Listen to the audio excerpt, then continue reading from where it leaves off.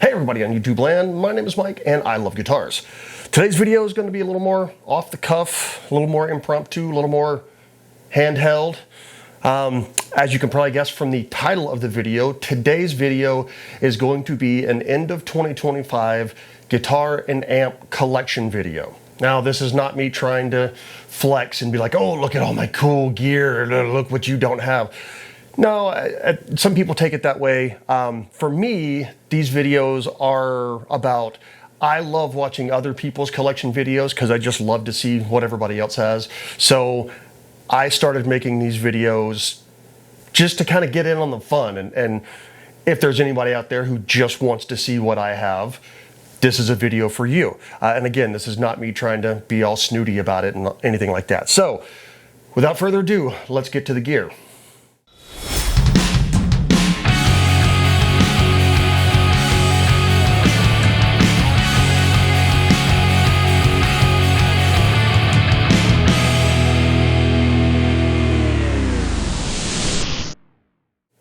Actually, one more thing before we get to the gear.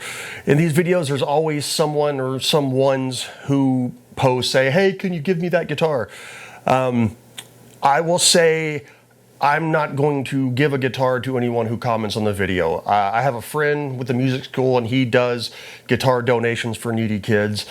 If I'm going to donate a guitar, it's going to go to him. Also, I don't have companies lining up waiting to give me gear, so I've bought and paid for every guitar and amp in this room except for literally the couple that some very close friends gave me that I wouldn't give away anyway because they were given to me by good friends. But anyway, the point is, I work hard, I have a decent job, I pay for all this stuff myself. So anyway, now on to the gear. As you can see, got a lot of stuff in here. I actually have a pretty decent sized room. I'm very fortunate in the house that we currently have that I've got a big room for my office where I do my day job every day, and also for all my equipment and the YouTube studio and all that kind of stuff. So we'll start here with the amps. This is the JCM 900 dual reverb that I recently did a video with. I bought this on Facebook Marketplace. It came with that 1932 cabinet, the 1936 cabinet, which I've always wanted a 1936 cab, so it was kind of a good deal to get both the head and the 1936 cab at the same time. That's a little orange speaker. I think this is like a 6-inch speaker that I recently got at a pawn shop for fun. And I don't have my glasses on and my eyesight sucks, so I can't actually read. But yeah, I think it's a 6 or an 8-inch speaker. This is the cabinet to my dad's old 60s Fender Tremolux amp. So it's a 210, I believe. This is single 12 that my brother-in-law gave me. It's just kind of a no-name brand. This is my workhorse that I used for bands and years, my Marshall 1960 vintage bottom cabinet. I was always more of a fan of the bottom cabinets than the top angled cabinets, just a personal preference. This is Marshall JCM 900 2204, the 50-watt model that I got a few years ago on Reverb. Sounds great. It's slightly modded for 6550 tubes instead of EL34s. It does have a bit of a ding right there on the face. Otherwise, great amp, sounds amazing. I mean, it's the old JCM 800, so you can't really complain about them. This is my baby, my all-time favorite amp. This is my Marshall JCM 900 50-watt dual reverb. I've had this amp since 96, 95, sometime around in there. And it's been, I know JCM 900s get all the hate, but it's been my favorite amp ever since. It's been in a number of my videos. This is my Marshall JCM 2000 DSL 100. For a while in the 2000s, late 2000s, I was in a band. I needed a slightly more modern tone than the 900, so I bought that used. I think at a friend of mine's pawn shop. I got a good deal on it, and it served me very well for those years in that band. This is my just single rectifier, 50-watt solo head. Got this from my buddy Shelby. I traded him my Mesa Boogie stiletto, I think it was a deuce, so that was a 100-watt head. Anyway, he wanted something a little more Marshall-y sounding, and I always wanted the tread plate, so we traded. Happy with the trade, and because you know the stiletto is a very kind of modded 800 sound, and I already have an 800, so I didn't need both. This is my single rectifier Rect-O-Verb 50-watt that I got from my buddy Bill.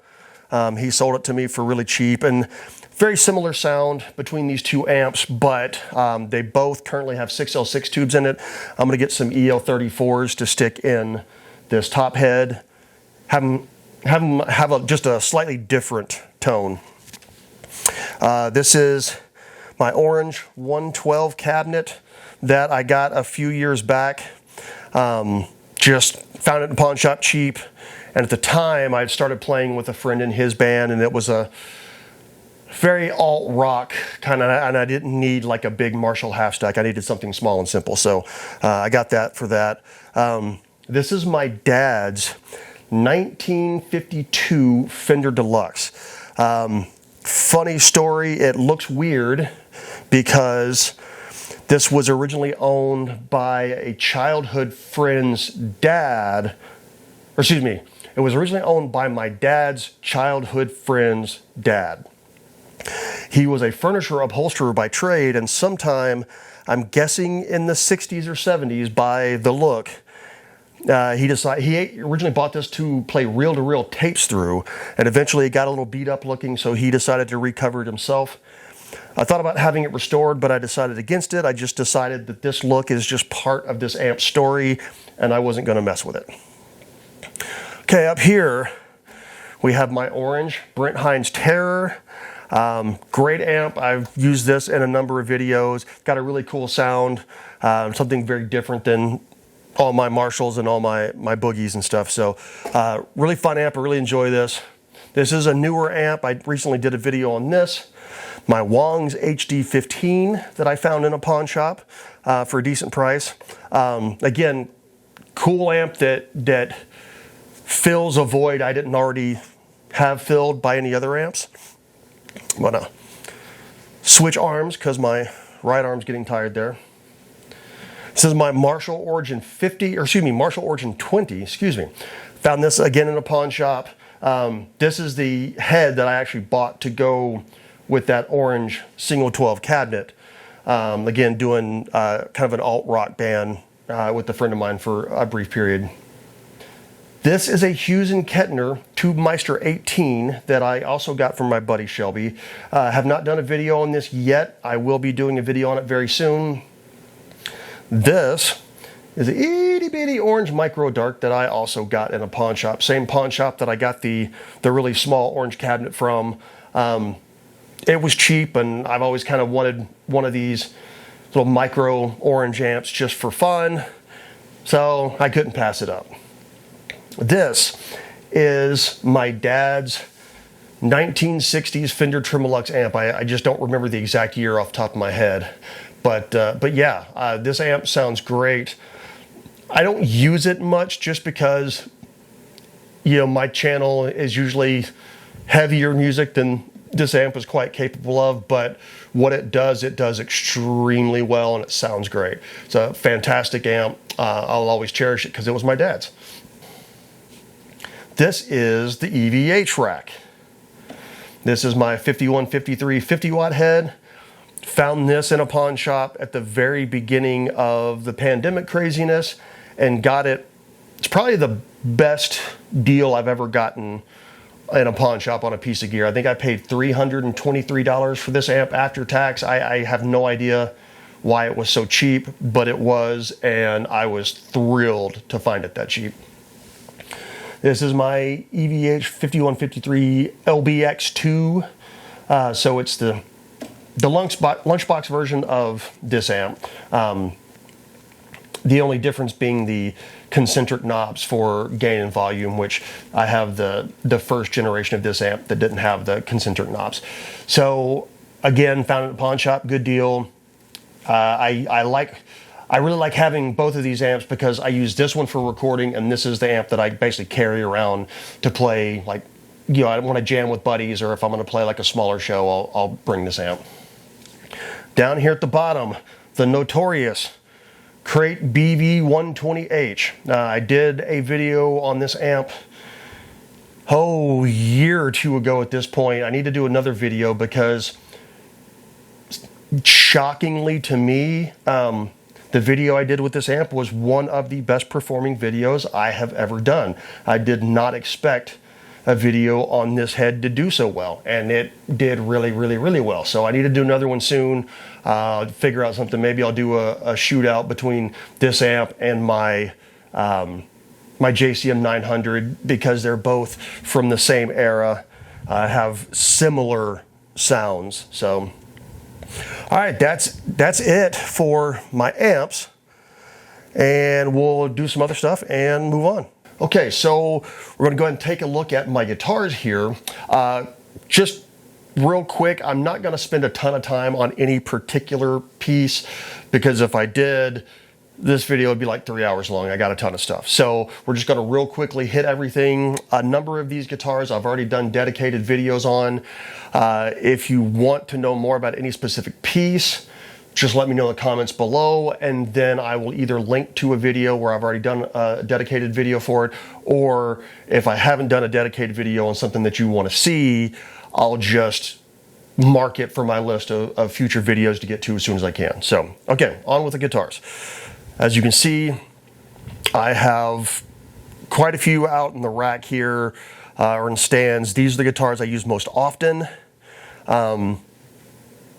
I still use others, but these are the most frequently used.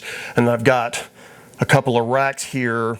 Most of the cases in this rack are empty because they are these guitars here. Maybe 2/3 of these guitars are empty.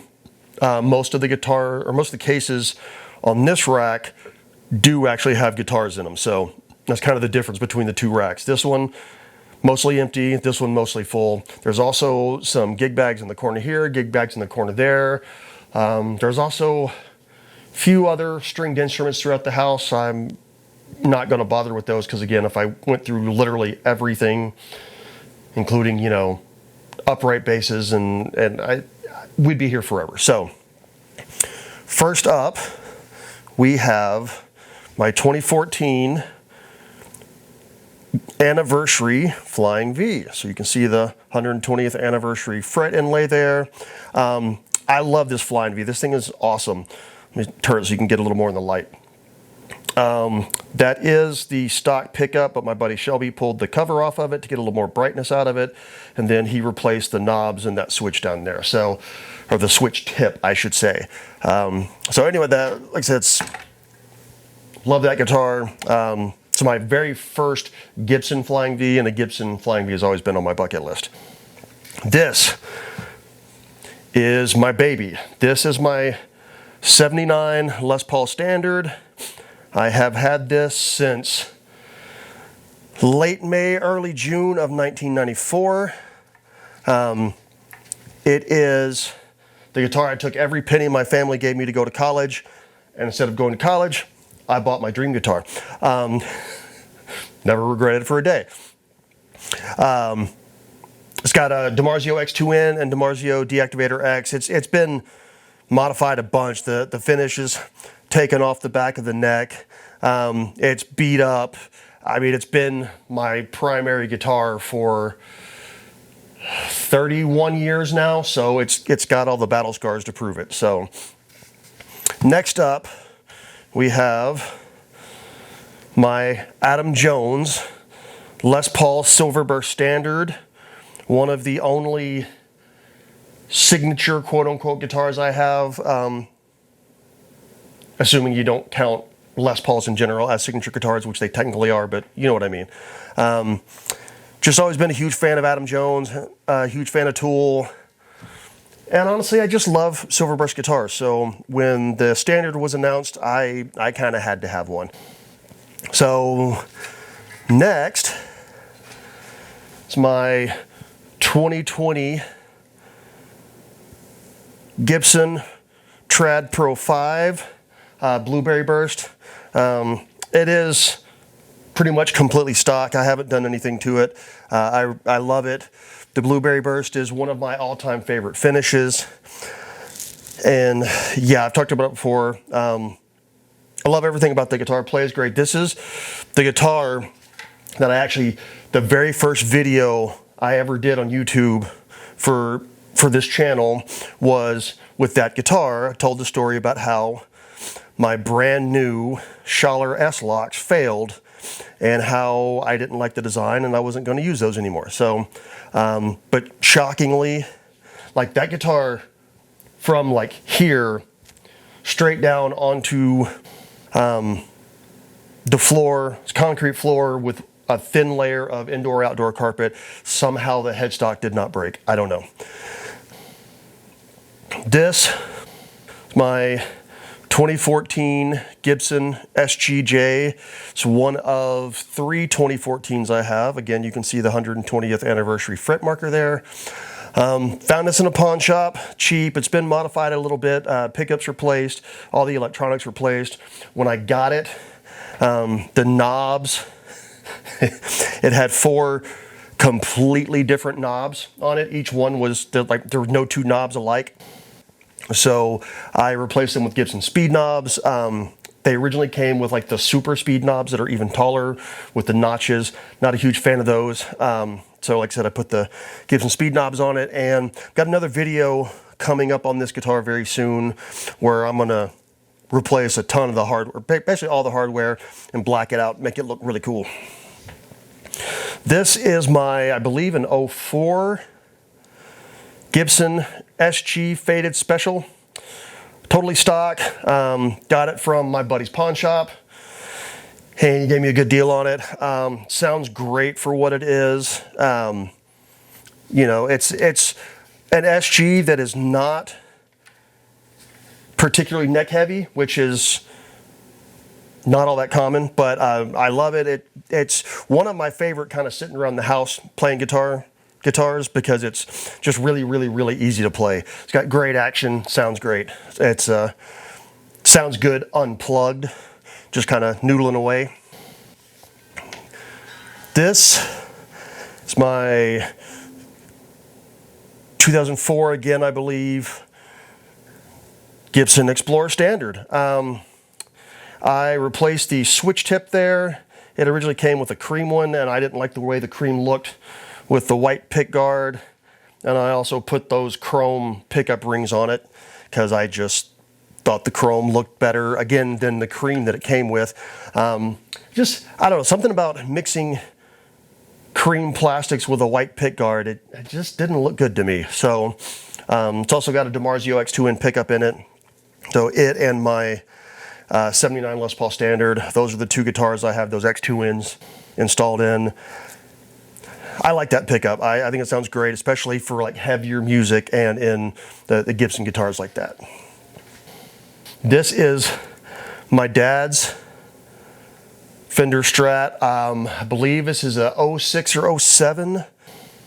My dad was a huge Buddy Holly fan. And so one year for Christmas, my mom and I got together and we planned a bit of a surprise for him, getting him that very Buddy Holly-esque 3-tone sunburst with a maple fretboard Strat. He loved it. It was probably the best like Christmas surprise we've ever done. Here, got my 97 Peavey Wolfgang Standard USA model. Again, found this in a pawn shop not long after we lost Mr. Van Halen. I actually found it for a good price too. It's actually of course, the way it always works when people pass away, it's increased in value considerably since I bought it. That's not why I bought it, but like I said, I found it at a pawn shop. It's a good shape, a good deal, and I just couldn't pass it up. And if you haven't figured it out yet, pretty much everything I buy comes from pawn shops. So if you're new to the channel, I'm a big pawn shop guy. This is my, I don't know, early 2000s, I don't remember exactly what year, Fender Highway 1 Stratocaster. Has Seymour Duncan pickups in it, including that hot rail there in the bridge. Big shock, I got it in a pawn shop. And I don't know, I liked it. It was inexpensive, plays great, sounds great. Since it's got the hot rail in it, it's got a nice thick sound for a Stratocaster, you know, basically a humbucker sound, so I really, really like it a lot. This is one of two basses that I currently own. This is my Squier P Bass. It's had all of the hardware and electronics replaced at this point. I did a video on that process, and it's actually one of my better performing videos ever. Again, kind of surprised by how well it did. But yeah, pretty much anything, unless it's super, super low tuned, any of the audio demos on my site or on my channel that you hear, I use that bass on. So now we can start diving into the shelving here. Okay, now we're gonna get started on the shelves. This shelf here, this is just kind of like, this is a little toy guitar that we bought for my son when he was very little, and it's just sitting on the shelf. This is a wall hanger. This is actually more of a decorative art piece. Buddy of mine found that laying on the side of the road with the neck broken off of it. Super cheap guitar. It's like, almost feels like a plastic body. He screwed the neck back on, literally drilled some holes in it, threw a green LED light in it. That's what this cord is for. Kind of goes inside the body. I just have not hung it on a wall yet, not in this house. So this is my wife's violin that she has not been playing much lately. And then this is a mandolin that I picked up from a pawn shop, I don't know, like 2 years ago now, maybe. So play it here and there, not a ton. So like I said, it's kind of a random stuff shelf. Here, this is a cool one. This is one of my newest guitars. I have not done a video on it yet, but one is coming very, very soon. This is my super pink Super Strat. It's a Charvel, found it in a pawn shop for an absolutely smoking deal. I don't remember the model name off the top of my head. It's a bunch of letters and numbers. It's not an actual name. It's a designation. I believe it's like a dinky variant because it's like DK something, something, something. Very cool guitar though. I played it a bit, not a ton just yet, but I have played it. Sounds good, plays really, really nicely. I'm digging the roasted maple neck on it, very stable. Really looking forward to doing a video, and one will be coming soon, like I said. Now we'll move on to this one. This is another fairly new guitar, and I've actually used this one quite a bit on the channel recently. This is my ESP EII Eclipse. Again, really got this at the same pawn shop as I got the pink Charvel. Got a good deal, not as good a deal as I got on the Charvel.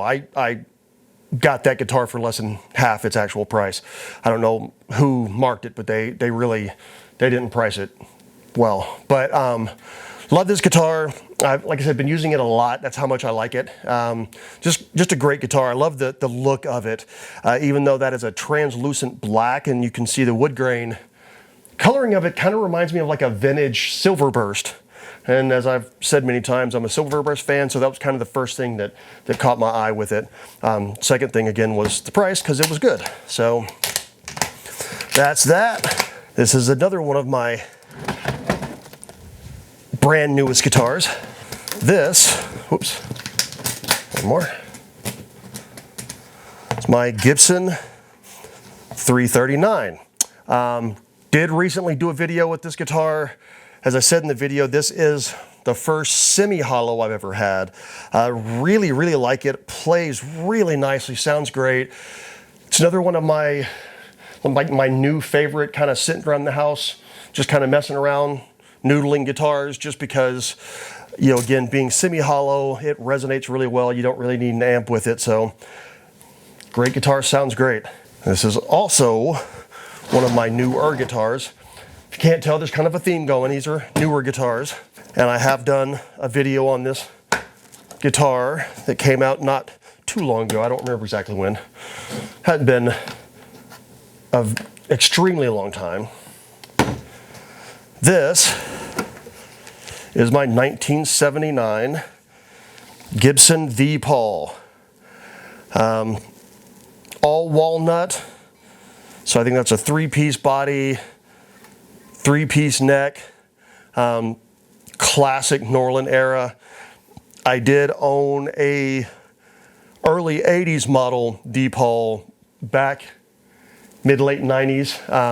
Let it go some point for some reason, and I've always kind of missed having it. So again, found it in a pawn shop, decent deal, and I decided to go ahead and get a new one.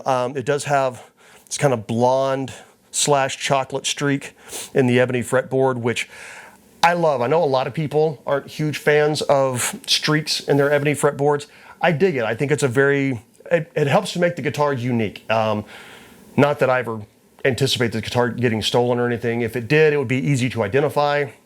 And just in general, I like guitars that have some slightly unique features to them. So again, that's one of my newest guitars, and I absolutely love this guitar. I think it's a great guitar. I think it sounds great, plays great.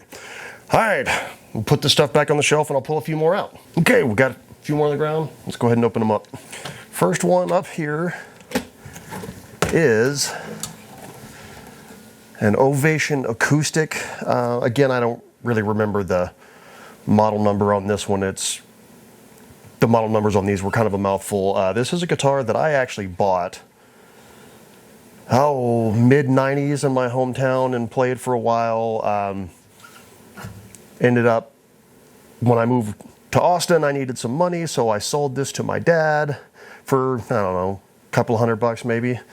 Just, he wanted to help me out with a couple extra bucks to get to Austin, and he had it until he passed away, and then I inherited it. All right, next up is the Holy Grail. This is my dad's prized Gibson L5. It's a hollow body jazz guitar. And holy crap, this guitar is awesome. This is the easiest to play guitar I have ever touched in my entire life. This guitar almost plays itself. And it's the back and the neck that look the most amazing. Even like got the little burst on the sides of the headstock and even on the top of the headstock. Yeah, this guitar, like I said, this guitar is the Holy Grail. This guitar is probably worth more than the entire rest of my collection put together. This will never be for sale. This will always stay in the family. And yeah, like I said, it's the Holy Grail. It's such a nice guitar. All right, this is my 1979 Guild D35 acoustic. Cool guitar, very workhorse guitar, nothing fancy, nothing special. Sounds great, needs some work. I don't know if you can see how high that action is. Long story, it was out of the family for a while, and then we got it back, and once we got it back, it was not, it had some issues, so need to get it worked on, but otherwise, great guitar, and it sounds awesome. All right, I'm gonna pull a few more off the shelf and we'll keep going here. All right, here we go. Next round off the shelf. So this is, well, Ibanez Acoustic Electric that I've had for probably about 20 years now. My wife and my mother-in-law got together and bought this for me for Christmas many years ago because I was playing some acoustic shows downtown and I didn't have anything that was acoustic electric, so they got me this and it's been great. It did exactly what I needed it to.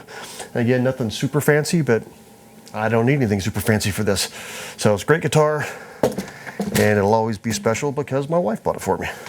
Now this guitar I've done a video on and it's made a couple of appearances on the channel.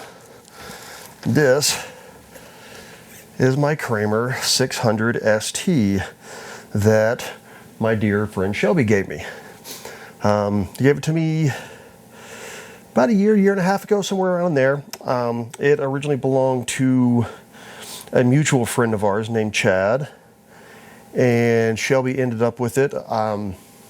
Shelby knows that I have a soft spot for Kramers from my youth, and he gave it to me one day. He surprised me with it, so it was a very awesome thing. And again, as I said earlier, since this guitar was given to me by a very close friend, it's not going anywhere. This is my Gibson LPJ, my 2014 Gibson LPJ. I've had this one on the channel a few times. And again, the 120th anniversary fret inlay there. If you haven't heard the story of this guitar is I found this guitar in a pawn shop. Believe it was on Christmas Eve. We were just passing through a very small town in Texas and stopped at the pawn shop just because it's right on the highway. And I got this guitar for like $325, something like that. I don't remember the exact amount, but yeah, it was like right about $325. It was an absolute steal. Does have a slight worn spot, a hole in the finish, but other than that, it's in great shape. This guitar plays really well. So this is another one of my, I like to sit around the house and noodle with it guitars. This guitar is another one of the newer guitars. It's not 100% complete at the moment because it is part of a series I've been doing, rebuilding this guitar. So this is my Strat rebuild project guitar. I've posted a couple of videos and I am just waiting on the final parts to arrive so I can finish building it the way I want to. I'm basically waiting on the pickup. Everything else is ordered, I have it, and it's pretty much ready to go. So as soon as that pickup comes in, I am going to finish that video series. So this is very similar. I don't know if you can see the two of them there. It's kind of hard with that guitar in the rack. Almost identical to my dad's Strat, but I'm just going a totally different direction with how I'm putting this one together than your typical classic Strat. So there'll be more on this one coming later. I do also have one other Les Paul. It's my Les Paul Special with two P90s. I don't have it with me right now, so it's not going to be in the video. It's at my buddy Shelby's house, having a little bit of work done to it. I'll put a quick snippet of it from a previous video so you can actually see it, but I don't have that here with me. So that's pretty much the last of the guitars on the shelves. Now I'm going to pull out some gig bags and go through those. All right, we're down to the last few, so let's go ahead and start to open up some gig bags. This first one is, this is a Schecter guitar I've had for a little while. This is another guitar that a good friend of mine gave me. My buddy Ken gave me this guitar when I was first starting the YouTube channel. And still kind of waiting to see if my son has much interest in music. So far, he's taken some guitar lessons, but he's not super interested in music. If he becomes interested in music, then this is going to be his.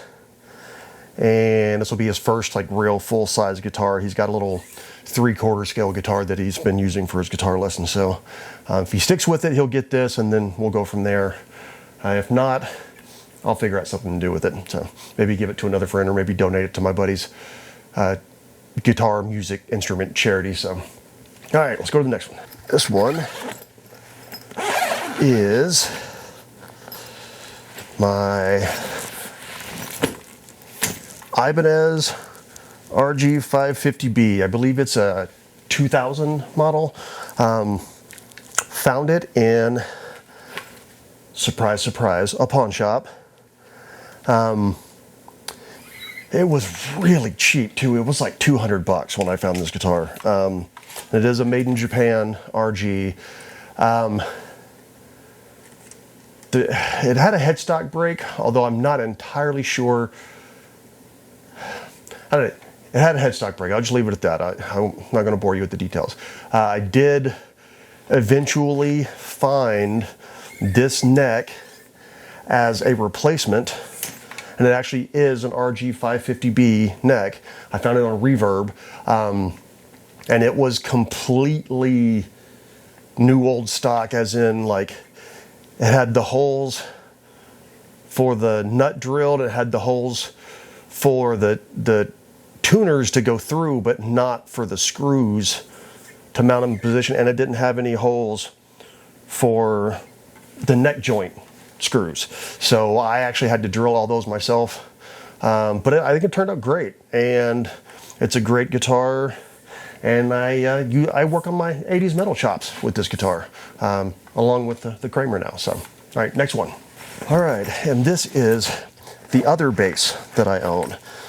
This is the bass I use for any like super low tune stuff. This, and it's much like my Squier. It's a very, very cheap bass. It's the LTD B104, and I have a 5-string set of strings on it. Just I don't use the high string, so it's the low 4 strings of a 5-string set, and it's tuned to like drop B or drop A, I think, maybe something like that. So I use it like as a 7-string slash extended scale tuning. So I don't use it much because I don't do a whole lot of tracks in that tuning, but when I do, this is the bass I use. Next one. All right, here we go. I got another Schecter. This one is the one 7-string guitar that I own, and I did do a video on this one a long time ago when I first got it, and I've used it once or twice since then, but just a very simple Schecter Diamond Series Demon 7, nothing fancy. I think I've replaced the bridge on it because when I first bought it, the bridge was almost completely collapsed, so I put a Tone Pros 7-string bridge on it, but otherwise, pretty simple, straightforward. Maybe one of these days I'll get some locking tuners on there. But you know, like I said, it's just, I don't use it a lot, but if I need a 7-string, this is what I use. This is the last guitar that my dad ever bought before he passed away. And it is just a Keith Urban acoustic that came as part of a how to play guitar set. My dad played guitar his whole life. He was actually a fantastic guitar player. But as he got older, he had some health issues. He got sick, and the last couple of years of his life, he kind of lost the ability to play guitar anymore. And he was so depressed by that he bought this guitar and a DVD set on how to play guitar, hoping that he could go back to the basics and teach himself how to play guitar again. So it's, that's why I keep it, because it was important to him to try and learn how to play guitar again. And you know, like I said, it's the last guitar he ever bought, and so it's even though it's just a super simple, cheap import acoustic. It's got some sentimental value. So again, if my son decides that he's really into music and wants to keep playing, then this will be his first acoustic, and like I said, we'll go from there. So getting close to being done, I promise. All right, and this next guitar, and I've shown it on my last couple of guitar collection videos. I'll be honest, I have no idea what this thing is. Found it in a pawn shop many years ago for very cheap, and hang on, I can't get it unzipped. Found it in a pawn shop many years ago for very cheap. I'm struggling. And I basically bought this guitar to learn how to like work on guitars without screwing up a nice guitar. So the body shape is very Ibanez Soundgear bass shape. No idea on the headstock shape. It's almost assuredly a kit guitar, but I have no idea who made it. Got a Duncan Performer in the neck, but that is an actual Bill Lawrence L500 that one day I'm going to find a use for. And I believe it's the bridge is to like a licensed Floyd Rose. And if you actually look in there underneath the bridge, you can see the shiny metal flake purple that this guitar originally was when I bought it. And so I stripped it and did my own finish on it. And one thing I learned from this experience of refinishing this guitar is I am awful at refinishing guitars, so I've never tried to do another one. So anyway, that's the last of my guitars that are in the house here. I got a couple of more honorable mentions I want to show you guys, and then I promise we'll be done. All right, these last three are what I call honorable mentions. Honorable mentions are guitars that are not mine, but are currently in my house because friends have let me borrow them to do videos or do whatever with. So there's only three. We're almost done. So this first one is one that I mentioned a while back that I might get a shot at. This is my buddy Bill's new 1950s Les Paul Standard with the white finish. So I have a video on this guitar very soon. And first thing I have to say is with a 50s neck, it's not nearly as chunky as I thought it was going to be. So I'm gonna have fun with this guitar. Like I said, video coming soon. I'll do some stuff with it, and yeah, it's gonna be cool. Next up is another guitar that belongs to my buddy Bill that he loaned me to make a video with.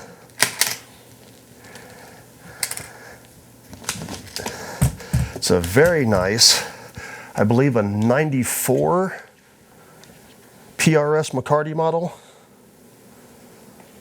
So really looking forward to doing something with this one.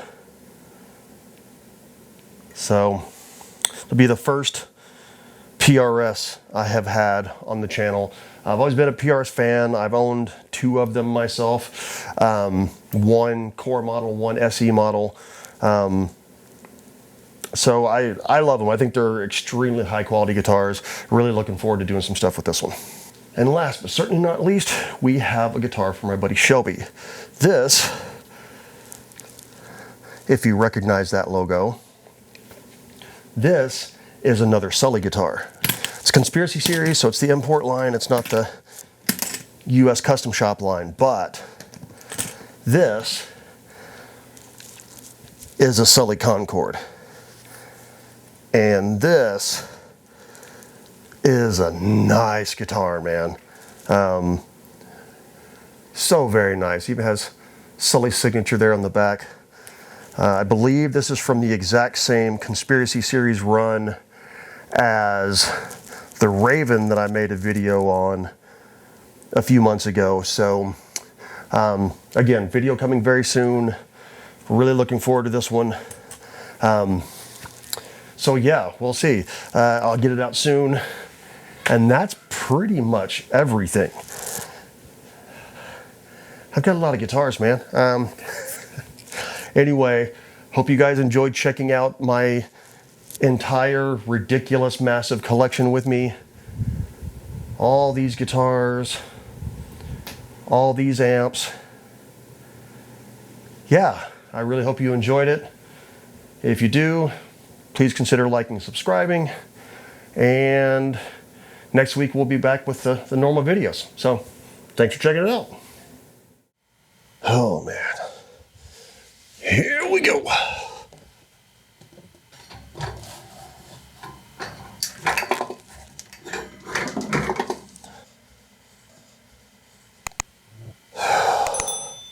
I am getting too old for this.